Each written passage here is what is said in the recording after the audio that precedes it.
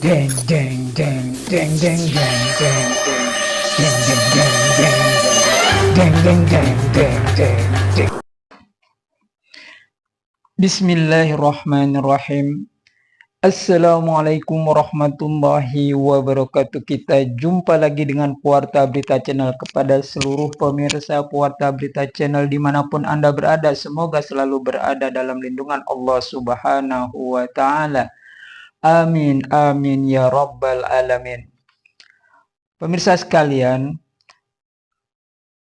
belum lama ini Prabowo, presiden terpilih yang akan dilantik pada tanggal 20 Oktober 2024 nanti, sudah mengumumkan merencanakan sebuah kabinet yang diberi nama Second Cabinet.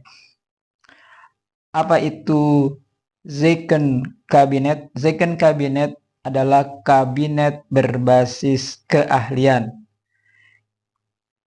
Rencana ini sungguh sangat strategis sekali. Sama dengan istilah the right man on the right place. Jadi menempatkan seseorang itu sesuai dengan apa yang dia ahli di dalamnya. Jadi secara garis besar, secara profesional.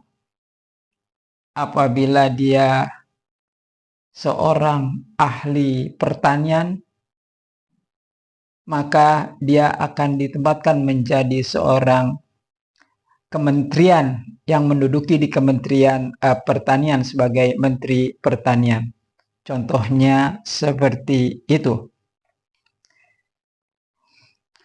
Sekjen Partai Gerindra Ahmad Muzani mengatakan, Pak Prabowo ingin pemerintahan yang dipimpinnya nanti adalah second cabinet, di mana orang-orang yang duduk di kementerian benar-benar ahli.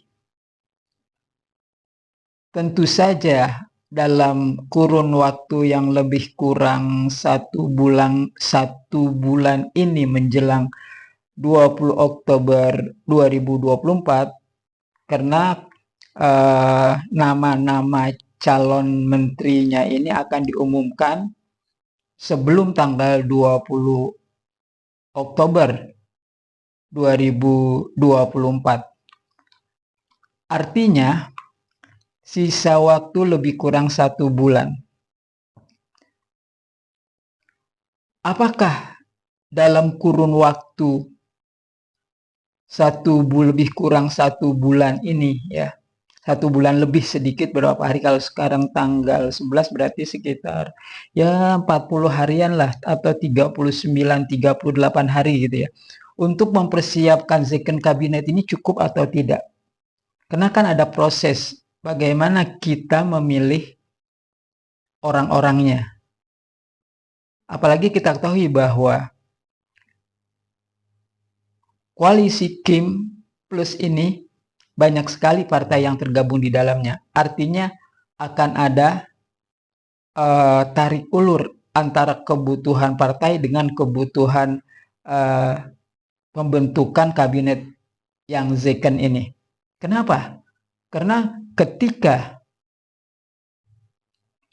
diinginkan kabinet second yang profesional, sementara ada partai yang mungkin menginginkan jabatan lebih dari satu atau dua, walaupun ini adalah hak prerogatif presiden, tentu tidak menutup kemungkinan ada tarik-menarik masalah ini. Lalu timbul pertanyaan, lalu kira-kira bagaimana yang akan dilakukan oleh pemerintahan yang baru ini ke depan? Tentu ada beberapa hal mungkin yang bisa dilakukan oleh pemerintahan yang baru ini. Artinya ketika partai-partai menyodorkan orang-orang yang untuk ditempatkan di kementerian, apapun nama kementeriannya itu, maka partai-partai harus punya setidaknya jaminan bahwa orang ini memang profesional di bidangnya. Artinya tidak menutup kemungkinan bahwa partai pun harus sanggup memilih orang-orang yang untuk ditempatkan sebagai pembantu-pembantu presiden ini, sebagai menteri, ini benar-benar orang-orang yang berkualitas dan memang di bidangnya, sehingga kinerja pemerintahan ke depan itu akan jauh-jauh lebih baik. Sesuai dengan the right man on the right place itu tadi ya. Karena apabila sesuatu masalah diberikan kepada yang bukan ahlinya, tentu akan kacau. Tentu hasilnya tidak akan baik. Jadi sebenarnya niat yang ada di pemikiran presiden yang terpilih ini sebetulnya ini adalah sesuatu hal yang sangat positif. Artinya apa? Presiden terpilih menginginkan sebuah pemerintahan yang profesional dan bisa membuat kinerja dalam pembangunan ini berjalan lebih bagus. Jadi akselerasi untuk kemajuan bangsa dan negara itu akan terjadi lebih cepat lagi. Itu adalah sebuah niat yang baik. Niat ini harus kita garis bawahi dengan tinta merah, dengan tinta tebal, maksudnya bukan tinta merah. Artinya ini adalah niat yang bagus. Ketika kita memiliki niat yang bagus, maka ini sudah menjadi salah satu poin bahwa ke depan kita akan memiliki pemerintahan yang lebih bagus lagi. Itu niatnya dulu. Niat yang baik itu harus kita berikan nilai positif bahwa ini akan bisa berjalan. Tinggal bagaimana di dalamnya ini untuk merealisasikan itu, bagaimana, apakah ini terjadi tarik-menarik antara pemerintahan di satu sisi dengan para Kim Plus ya, yang partai-partai yang tergabung dalam Kim Plus. Apakah bisa menerima kabinet yang disodorkan presiden terpilih ini, yaitu second kabinet?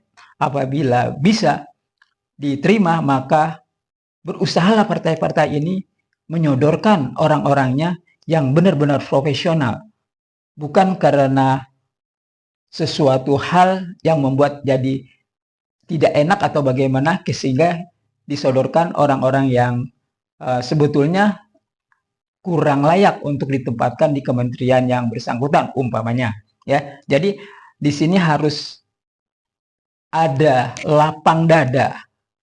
Kenapa? Kalau memang kurang profesional lalu diajukan, sementara ada lagi yang mengajukan lebih profesional, maka mau nggak mau harus dipilih yang lebih profesional.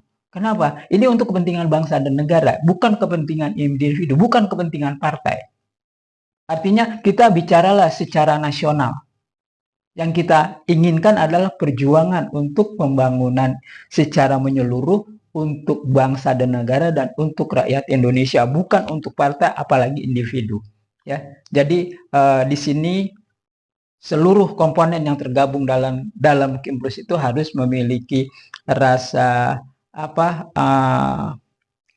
lapang dada apabila menteri-menteri yang diajukannya itu umpamanya ya, itu tidak masuk. Tentu saja ada tawar-menawar, itu nanti bagaimana di dalam Kim Plus itu mengadakan musyawarah-musyawarah. Oke, sekarang kita lihat apa pendapat Pak Adi Prayitno sebagai pengamat dari UIN Jakarta. Adi Prayitno mengatakan tantangan terbesar adalah partai politik. Ya betul, itu tadi yang saya katakan bahwa sesungguhnya akan terjadi bukan pertentangan lah ya, jadi perbedaan pendapat. Karena di sana ada kepentingan-kepentingan. Oke ya.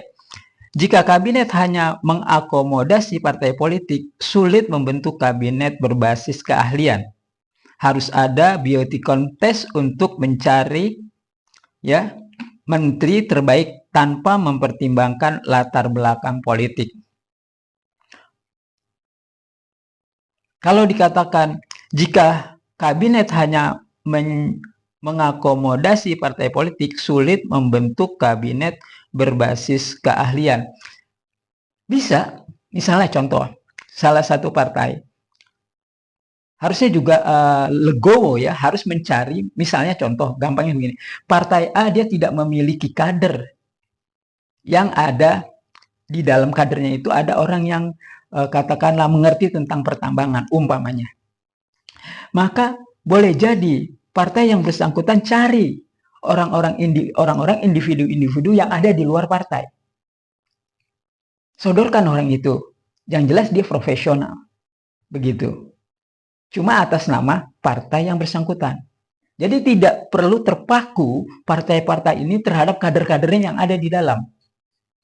Dia bisa melongok keluar, mencari siapa kira-kira yang memang profesional, yang terbukti, ya, education-nya benar, ya, semuanya benar, maka dia boleh diajukan. Artinya partai tidak perlu risau dengan tidak memiliki kader yang profesional umpamanya, tapi saya berpikir positif. Seluruh kader yang ada di partai pasti memiliki profesional, karena mereka di sana terdiri dari orang-orang yang sudah berpengalaman, juga di pinter-pinter ya, profesional banyak di dalam partai. Ini kemungkinan kalau tidak ada, sedangkan untuk mengajukan partai yang diinginkan untuk kementerian itu tidak ada, maka bisa dicari keluar dan dia diatasnamakan partai yang bersangkutan. Sebetulnya semua solusi itu bisa dilakukan, ya, asalkan duduk bersama-sama berbicara untuk kepentingan bangsa dan negara dan rakyat Indonesia, bukan untuk kepentingan yang lain. Oke, demikianlah BBM kita kali ini. Semoga ada manfaatnya.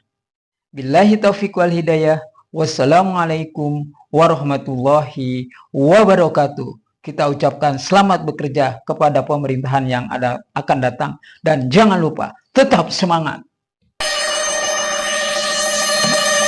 Jeng jeng jeng jeng jeng jeng jeng jeng jeng jeng jeng jeng jeng jeng.